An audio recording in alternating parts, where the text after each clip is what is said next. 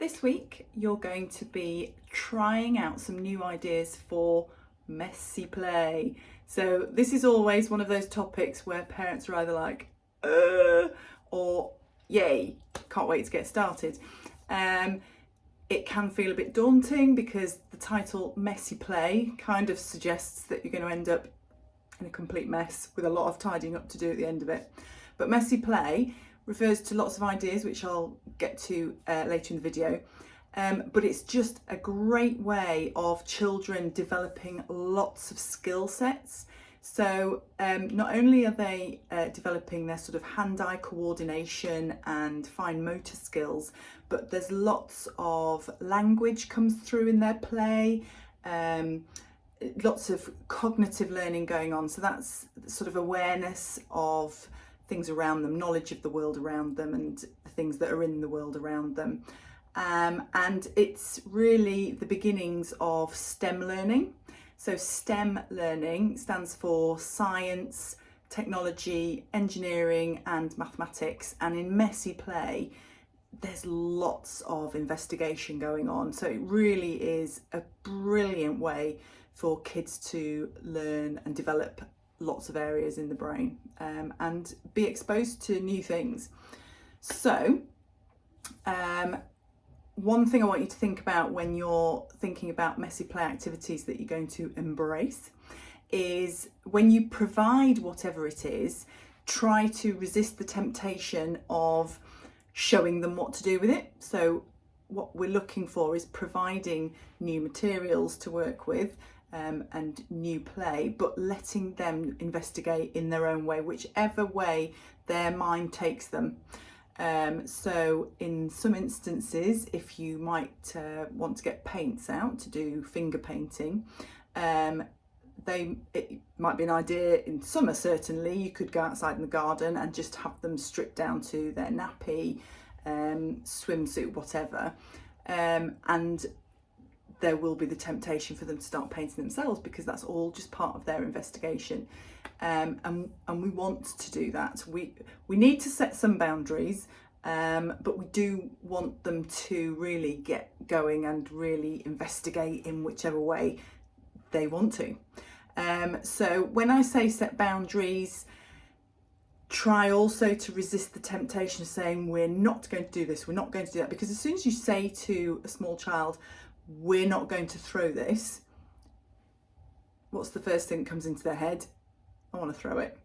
And if they then do throw it, you think that they're deliberately defying you, and actually they're not. We put the idea into their head and it happened. They didn't really have any control. Their brain thought, throw, yay, throw it. So when we set boundaries with messy play, it's sort of as you go through it. So as you start to anticipate, okay, they're about to throw that, say, oh, no, we're not throwing that. If we throw that, we're going to put it away because we don't throw X, Y, Z, whatever it happens to be.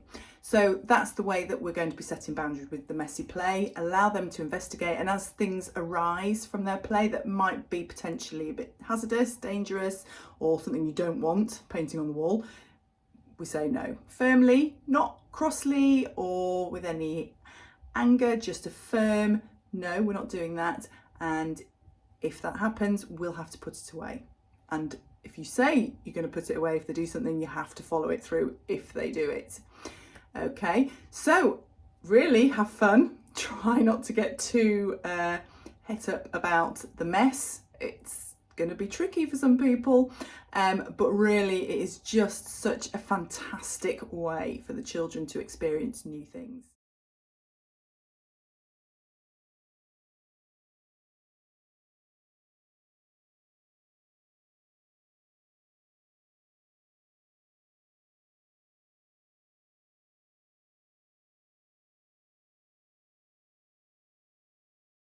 Yeah, I'm sure that you'll come up with lots of other things as well, whatever you want to do. If you've got a shredder at home, then shredded paper is a really great way of hiding objects inside the shredded paper, and it makes a real mess, and they'll be probably more interested in the shredded paper than the actual objects hidden within it. Water play is a great opportunity for messy play. bath time is great, but we want to sort of introduce water play that's not just at bath time as well. So you could use the bath, you could put a bowl into the bath with objects in it, so it's sort of separate from actual bath time where you want to get them clean. You could do it outside if the weather permits. Obviously it's very cold now, so cold hands in water, it's going to be tricky. But also plastic storage containers with water in and objects. Sieves are great in water play for fishing things out and just seeing the water go through them. Objects with holes in, anything. The opportunities are endless. And if you're a bit stuck for ideas, you can always Google and find ideas on there. So making Play-Doh is a great activity. You end up with a product at the end of it which you can use for all kinds of different things, model making, starting to roll sausages and create letters for their name maybe, and numbers, 1, 2, 3, early numbers certainly. And also when you're making the Play-Doh, rather than rushing in and mixing the ingredients together and making the Play-Doh, use the opportunity for them to investigate the ingredients separate. So investigate the flour, investigate the salt as it is, and just see, and they are going to put it in their mouth. There's nothing in the Play-Doh recipe that you were given in your pack that's going to cause any issues. Painting, a great one for painting if you're concerned that they're going to keep putting it in their mouth, is make your own paints with some natural yogurt and food colourings. That's a really nice way to get messy. Assuming that they haven't got lactose intolerance or anything like that to the yogurt, although there are other types of yogurt that aren't dairy. Mud kitchens. Mud kitchens are great, especially at this time of year when it's nice and wet and muddy. If you're not sure what a mud kitchen is, I'll go into more detail about those in the Zoom. In the meantime, you could Google and find out what is a mud kitchen. Kids love mud kitchens. Food preparation at home. Allow them to get involved in that. That's a nice bit of messy play and investigating different foods. So for instance, separating the segments of an orange, trying to peel an orange, cutting up a banana, shelling peas, all that kind of thing that's not going to be hazardous to them to get involved in. And helping out around the home kind of contributes to messy play as well. Whilst you don't want them to be making a mess while they're helping you at home, it is all part and parcel of that STEM learning and cognitive learning, becoming aware of how things work around the home. So for instance, sweeping the floor, cleaning windows that they can reach, feeding plants around the house, brushing any pets, feeding pets, all great instances of getting stuck in, and might not necessarily make lots of mess, hopefully not, but great ways for learning. So I will leave you to it, see how you get on before the next Zoom, and come and share what you discovered, what you learned to do, what they found brilliant, what worked well, what didn't work so well.